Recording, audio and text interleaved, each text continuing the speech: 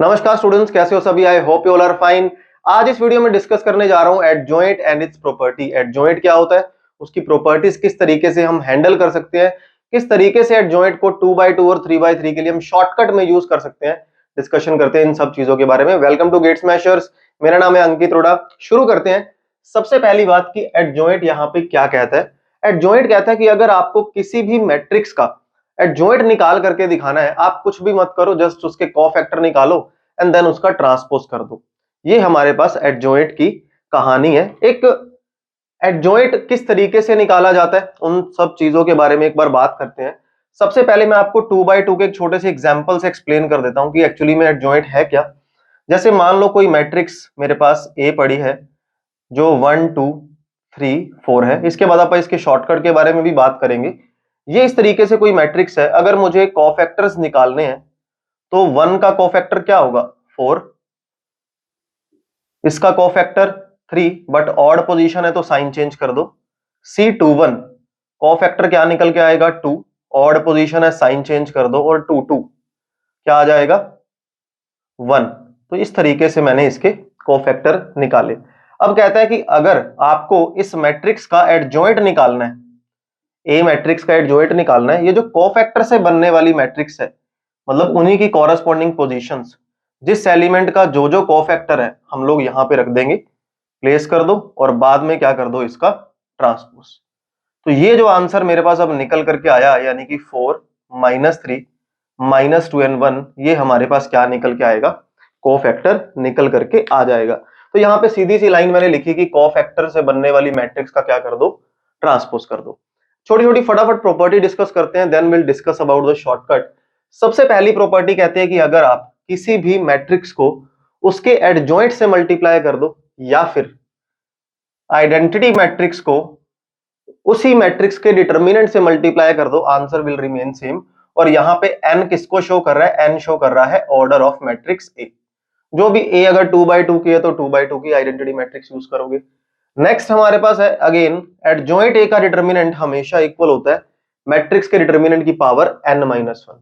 तो अगर मान लो आपको डिटर्मिनेंट दे रखा है किसी मैट्रिक्स का कि 5 है, बताओ उसके एडजॉइंट का डिटर्मिनेंट क्या होगा? तो 5 की power n-1। Again where n is the order of matrix, जितने बाय जितने की वो स्क्वायर मैट्रिक्स है। क्लियर? नेक्स्ट प्रॉपर्टी है कि अगर आप a इंटू में एडजॉइंट a का डिटर्मिनेंट निकाल रहे हो तो वो डिटर्मिनेंट की पावर n हो जाएगी। ऑब्वियस सी बात है, क्योंकि a का डिटर्मिनेंट ऐड हो गया ना, तो n-1 + 1 मल्टीप्लाई में बेस सेम है। नेक्स्ट प्रॉपर्टी है किसी भी मैट्रिक्स से आने वाले एडजॉइंट का फिर से एडजॉइंट निकाल दिया जाए, वो इक्वल होता है डिटर्मिनेंट की power n-2 into that particular matrix. Again मैं फिर से बोलूंगा कि n यहाँ पे कौन है? ऑर्डर ऑफ अ मैट्रिक्स है। ठीक है, n यहाँ पे मैं किसको रिप्रेजेंट कर रहा हूं? ऑर्डर ऑफ मैट्रिक्स को रिप्रेजेंट कर रहा हूं। अगेन किसी भी एडजॉइंट को निकाल के ट्रांसपोज कर दो, या मैट्रिक्स का ट्रांसपोज करके एडजॉइंट निकाल दो, answer will always remain same. A और बी दो मैट्रिक्स की मल्टीप्लाई कर दो फिर एडजॉइंट कर दो, या बैक साइड से, यानी कि बी का एडजॉइंट पहले रखो, ए का बाद में, आंसर रिमेन सेम। अगर मैट्रिक्स सिमेट्रिक है, यानी कि अगर कोई मैट्रिक्स सिमेट्रिक है, किसी मैट्रिक्स का ट्रांसपोज उसी के इक्वल है, तो उसका जो एडजॉइंट होगा वो भी क्या होगा? एक सिमेट्रिक मैट्रिक्स होगी, क्योंकि ऑब्वियस ही बात है एडजॉइंट एक मैट्रिक्स ही निकल के आने वाली है ना। तो एडजॉइंट निकालो, उसका ट्रांसपोज कर दो, वापस से वो एडजॉइंट के इक्वल आएगा if that particular matrix is symmetric. Next हमें कहता है अगर एडजॉइंट इनटू में एडजॉइंट ए का, एडजॉइंट इनटू में एडजॉइंट ए का डिटर्मिनेंट निकाला जाता है, तो डिटर्मिनेंट की पावर n-1 का स्क्वायर होगा, where n is again order. एक चीज यहां पे ध्यान रखना, अगर मैं मान लो एक एडजॉइंट और ऐड कर देता तो यहां पे पावर 3 हो जाती, 4 बार कर दो पावर 4 हो जाएगी, m टाइम्स ऐड कर दो पावर m हो जाएगी। ठीक है। नेक्स्ट कहता है कि किसी मैट्रिक्स का स्क्वायर करो देन एडजॉइंट निकालो, एडजॉइंट करके स्क्वायर कर दो, आंसर विल रिमेन सेम। यहां n ऑर्डर को शो नहीं कर रहा, n किसको शो कर रहा है? यहां पे पावर को शो कर रहा है, n इज द पावर। किसी भी एडजॉइंट को, किसी भी मैट्रिक्स को अगर मुझे किसी स्केलर क्वांटिटी से मल्टीप्लाई करना है, उसके बाद एडजॉइंट निकालना है, या फिर एडजॉइंट निकाल करके मैं k की पावर n-1 से मल्टीप्लाई कर दूं, अगेन n इज ऑर्डर। तो इन सारे केसेस के अंदर n मेरे पास कौन था? ऑर्डर, सिर्फ एक केस को छोड़ के यहां पे। तो अपन इसको इंटरचेंज ही कर देते हैं, समथिंग m लिख देते हैं। ये m किसको रिप्रेजेंट कर रहा है? पावर को।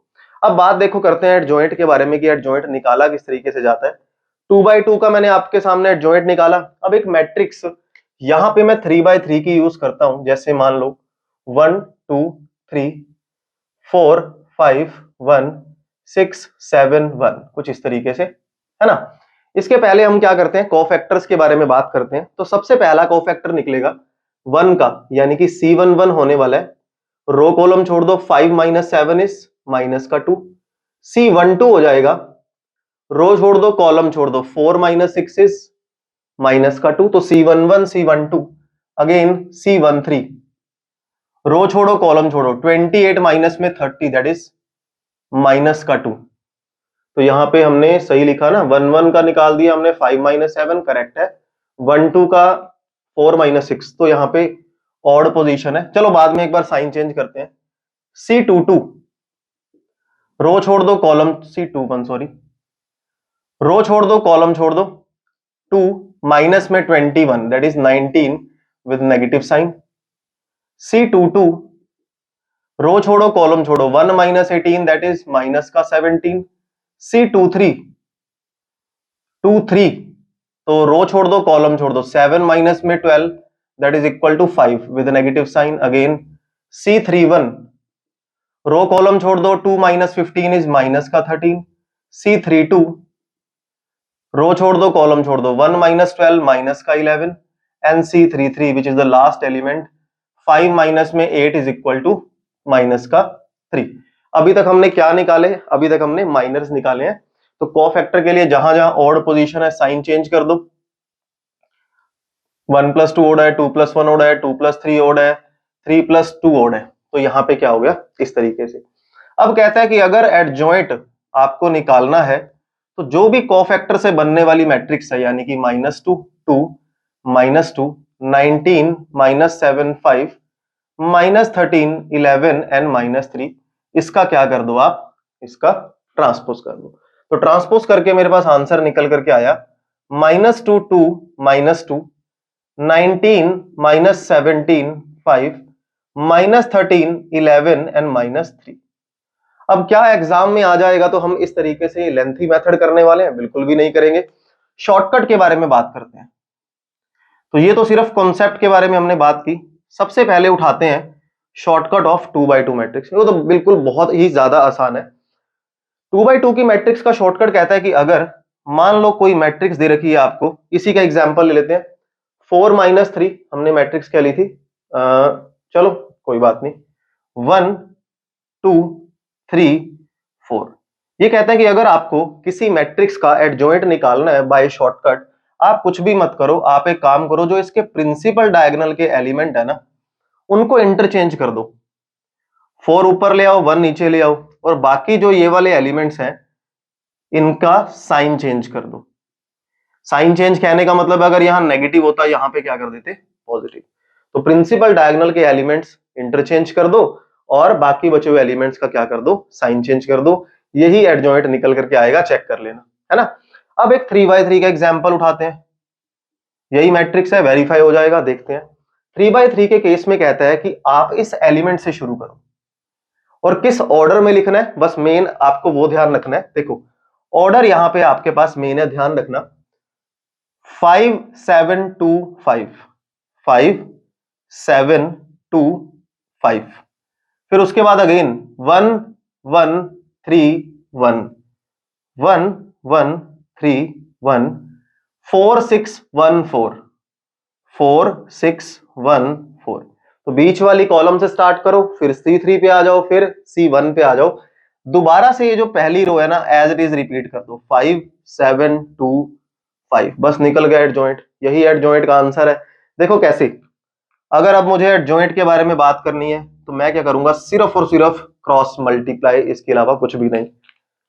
इन दोनों की cross multiply, 5 - 7 that is equal to minus का 2, 21 - 2 प्लस का 19, 2 - 15 दैट इज माइनस का 13, 6 - 4 दैट इज 2, 1 - 18 माइनस का 17, 12 - 1 प्लस का 11, 28 - 30 that is -2, 12 minus 7 that is 5 and 5 minus 8 is equal to minus का 3। एलिमेंट चेक कर लेते हैं। -2 19, -13 2, -17 11, -2 5 एंड -3। तो ये तो शॉर्टकट हमने यूज करना है 2/2 का, ये यूज करना है 3/3 का। ऑब्वियसली बात है, एग्जाम के अंदर हम कभी भी कॉन्सेप्चुअल मेथड हमारा नहीं लगा के जाएंगे। तो आई होप आज की वीडियो में हमने जो डिस्कशन की कि एडजॉइंट क्या होता है, क्या क्या प्रॉपर्टीज यहाँ पे होल्ड करके जाता है, किस तरीके से हम यहाँ पे शॉर्टकट का यूज कर सकते हैं, इन सब चीजों के बारे में आपको वीडियो में अच्छे से क्लियर हुआ होगा। वीडियो अच्छी लगी है तो वीडियो को लाइक और शेयर जरूर करेंगे, प्लेटफॉर्म को शेयर करेंगे अपने फ्रेंड्स के साथ। एक अगली वीडियो के अंदर इनवर्स के बारे में जानते हैं और उसकी प्रॉपर्टीज और इसी तरीके से शॉर्टकट के बारे में बात करते हैं। तो मिलते हैं अगली वीडियो के अंदर, सेम टाइम सेम जगह अगले दिन। Have a good day to all of you. Bye bye bye.